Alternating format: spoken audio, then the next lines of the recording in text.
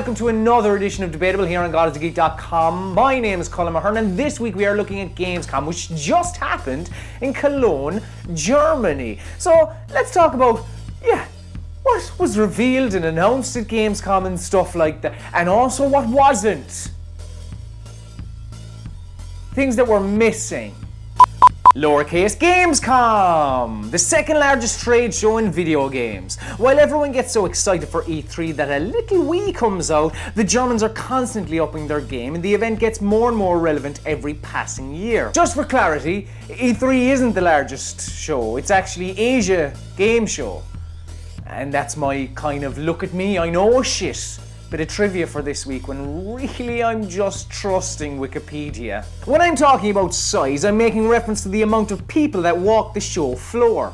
Gamescom, you see, is open to the public, so the regular folk can have a go on what the PS4 and Xbox One have to offer.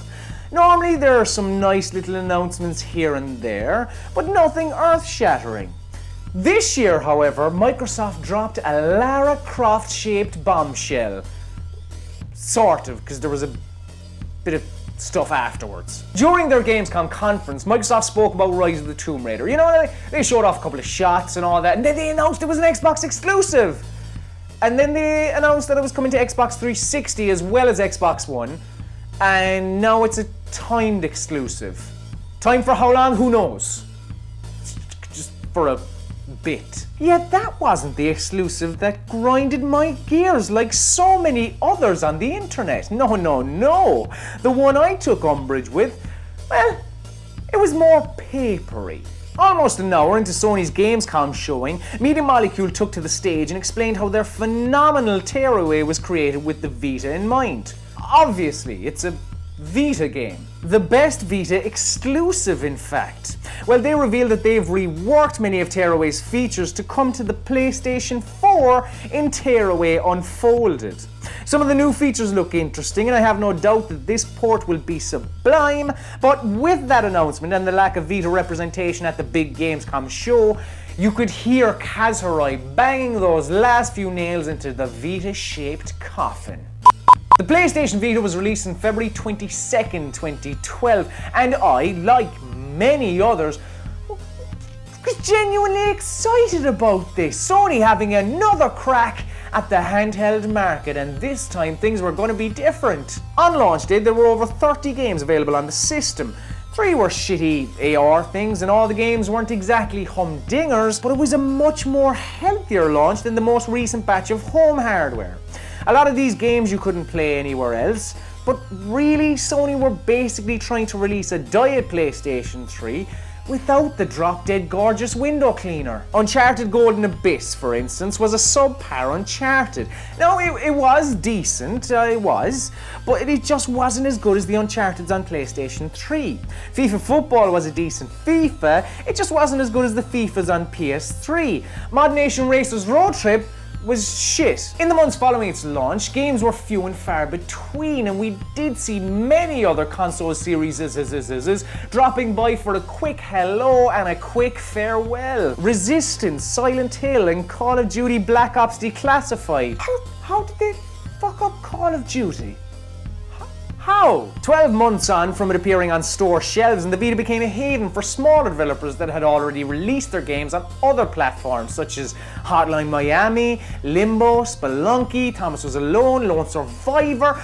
Brilliant games, but not new stuff. Vice President at Sony Worldwide Studios Europe, Michael Denny, spoke with Game Reactor at Gamescom, and what he said wasn't that promising for the machine. For us, Vita's still the best handheld dedicated gaming device out there. If you want quality handheld gaming, the Vita's for you. And there's a large array of content already out there for it, and more digital content that's coming. I mean, Borderlands 2 is still to come to the platform. It's out, Michael. It's out, but okay. You marry that with the remote play experience that people can get on PlayStation 4, I think it's really still a great system for people. In terms of focus on Worldwide Studios, I think you've clearly seen that's going to be more in terms of PlayStation 4 going forward now. With 10 million PS4s sitting in homes across the globe, and in all honesty, fuck all to play on them, which is probably a topic for another episode down the line. I get that the black box in front rooms is a big priority for Sony, but it shouldn't be the only priority. In contrast to Denny's thoughts, PlayStation Shahid Kamal Ahmed received a ton of unwarranted abuse from internet cunts on Twitter about the Vita, or lack thereof, at Gamescom. Ahmed listed a truckload of software that's coming to the Vita and informed everyone that there are more to come. The argument of there's no games to play on the Vita, it doesn't wash anymore. There is a pretty decent library there, but system selling exclusives on this lad, well, they're few and far between. This baby, on the other hand, well, let's give Nintendo a pat on the back, shall we? Fire Emblem Awakening, Luigi's Mansion 2, Animal Crossing New Leaf, A Link Between Worlds, Pokemon, Bravely Default. Yes, the 3DS has ported over some titles from Nintendo's past too, but after an incredibly shaky start that some people like to forget, Nintendo has given players many reasons to flip open their clamshells. Has Awakening made the jump to its bigger brother? No. Has A Link Between Worlds come to the Wii U either?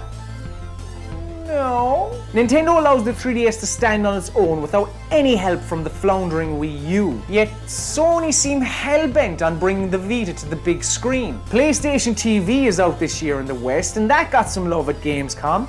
Tearaway, as I already explained, is making the jump too.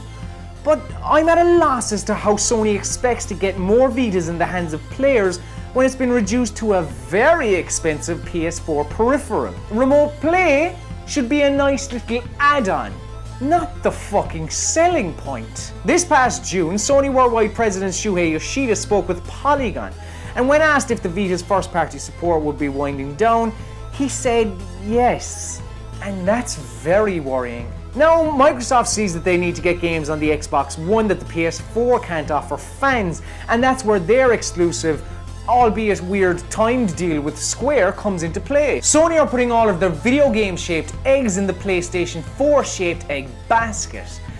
And for people that want to play this, that's sad. You know, just give us a reason to love this. Because we do. And now it's time for my favorite part of the show. It's where you get to voice your opinion on what I said on the previous episode of Debatable. And on the previous episode of Debatable, I said that EA Access was good value, and I said the PlayStation Now was shit value, because right now, yes, it is far too expensive. So let's have a look at what you said with my brand new 2120 Vision.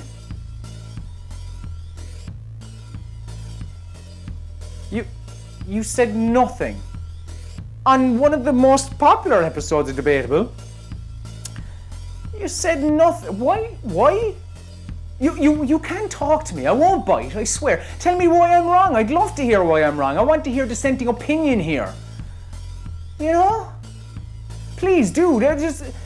Look, okay, let's forget it. Let's focus on this week's episode and tell me why I'm wrong about the PlayStation Vita. Tell me why the library is brilliant. There's loads of games to play on it.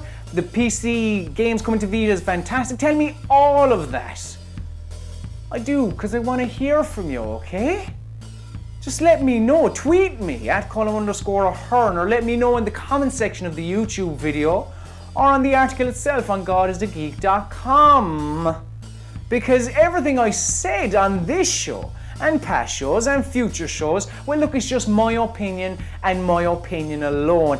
And as always, dear friends, it's debatable.